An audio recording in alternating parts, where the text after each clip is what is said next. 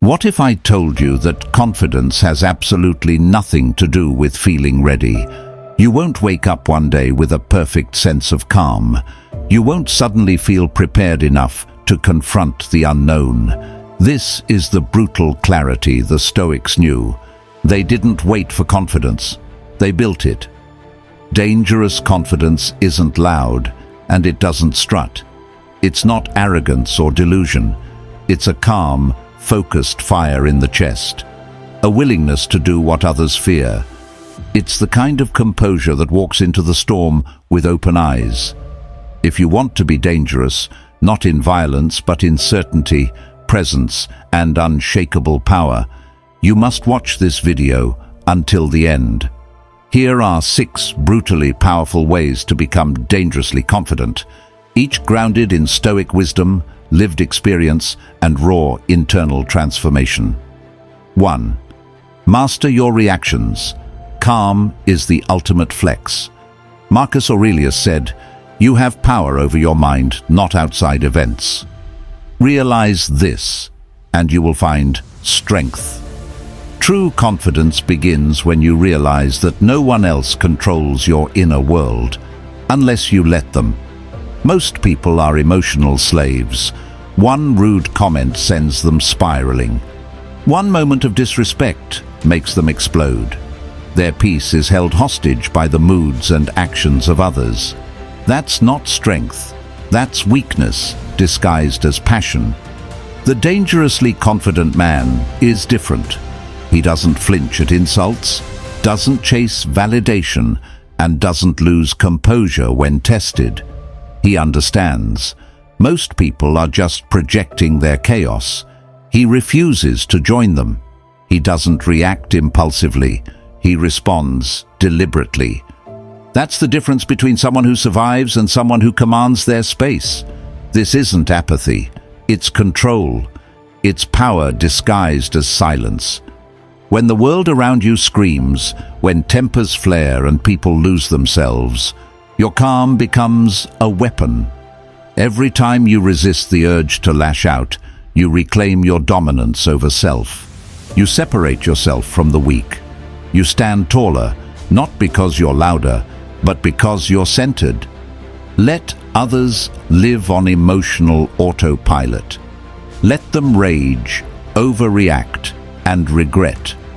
You stay composed, focused, unbothered, because confidence isn't in your words, it's in your stillness.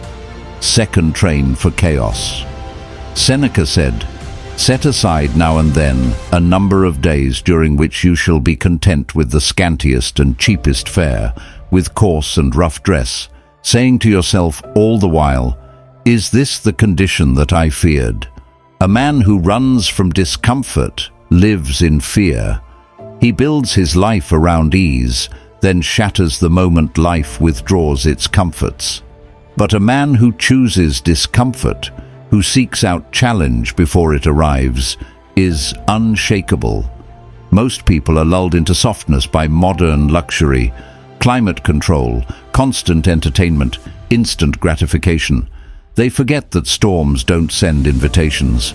And when those storms come, illness, loss, betrayal, they panic because they never prepared. The Stoics trained for chaos. They practiced poverty, rejection, hunger, cold, not because they were masochists, but because they knew. Only by entering the fire willingly can you learn not to fear it. Sleep without a mattress. Fast for a day. Walk in the rain. Hear no and keep moving. It conditions the mind to say, "I have been here before. I chose this pain. You cannot break me." Confidence doesn't bloom in safety. It grows in hardship, watered by discipline, hardened by choice. Walk into the discomfort. Make it your ally, and you'll never fear life again. 3. Desire nothing, expect nothing, execute everything. Marcus Aurelius said, "If you are distressed by anything external, the pain is not due to the thing itself, but to your estimate of it, and this you have the power to revoke at any moment." Confidence turns lethal when it no longer depends on external validation. Most people are desperate for results. They only act if there's applause, reward, or approval waiting at the finish line. But when outcomes slip through their fingers, they break. They question their worth. They stop showing up. The dangerously confident man is different. He desires nothing from the world. He expects nothing from people. Yet he gives everything to his actions. Why? Because excellence is not a performance, it's a habit. He trains not to be seen, but to be sharp. He speaks truth, even into silence. He keeps moving forward not because success is guaranteed, but because action is who he is. Let others depend on praise. Let them wait for conditions to be perfect. You detach. You simplify. You show up. The fewer expectations you carry, the lighter and faster you move. And when you stop fearing failure, when your value isn't tied to the outcome, you become a threat to everyone who still needs permission to act. This is how Stoics moved through chaos. Not with hope, not with fear, but with quiet, disciplined execution. 4. Ruthlessly align with logos, reason, order, nature. Seneca said, "Man's chief good is a mind which scorns no experience and can use every experience according to its value. Beneath the noise of the world, there is order." The Stoics called it logos, the divine rationality woven into all things. It is the current of nature, the law of the universe, the logic behind every rise and fall. And confidence, the kind that unnerves people, is born from aligning with that force. When your life is chaotic, it's rarely the world's fault. It's a signal you are not in harmony with reason. Every lie told, every responsibility dodged, every indulgence chased, these things pull you further from your center. Your soul reacts with unease. You feel it as anxiety, hesitation, confusion, because deep down you've strayed from your nature. But when you begin to act with discipline, when you speak the truth, when you do what is right regardless of how you feel, you realign with logos. You stop chasing control over everything and instead start cooperating with the order of things. This is where confidence becomes calm, not loud, not boastful, just quietly unshakable. The man who walks with logos doesn't second-guess himself. Even when the world mocks him, he stays on course, because he knows nature rewards alignment, not approval. Live by reason, move with order, become untouchable. 5. Expect the worst, move anyway. Seneca wrote, "Rehearse them in your mind. Exile, torture, war, shipwreck.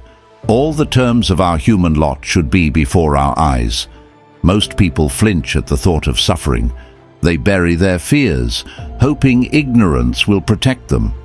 But fear thrives in the dark. What we avoid becomes what controls us. Confidence doesn't come from denying fear. It comes from confronting it head-on. The Stoics had a practice for this. Premeditatio malorum, the premeditation of evils. They would visualize every hardship before it happened, not to live in paranoia, but to build resilience. They asked, what if I'm rejected? What if I lose everything? What if the plan fails? Then they rehearsed those outcomes mentally, again and again, until the sting was gone. Because once you've imagined the worst, once you've felt it without running, you rob it of its power. You make peace with pain before it arrives. And in doing so, you unchain yourself from fear. The confident man isn't blind to misfortune. He sees it coming. He studies it. He prepares for it. And because of that, he moves forward anyway. You want to become untouchable.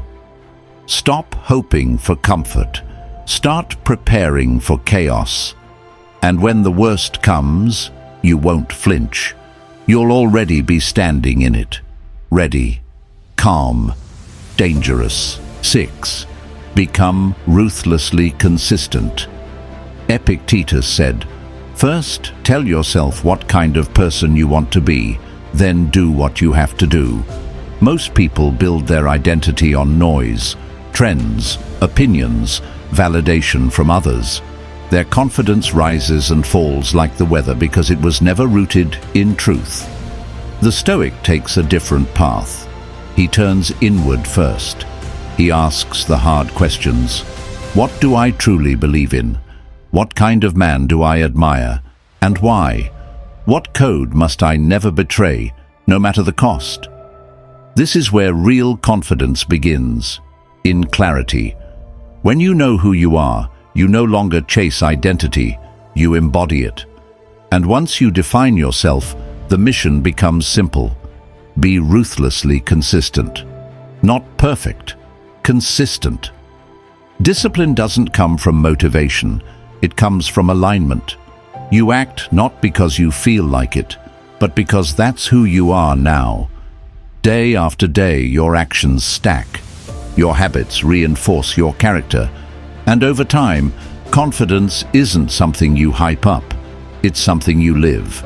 People will feel it when you enter a room, not because you're trying to impress, but because you've become solid, still, certain, unshakable.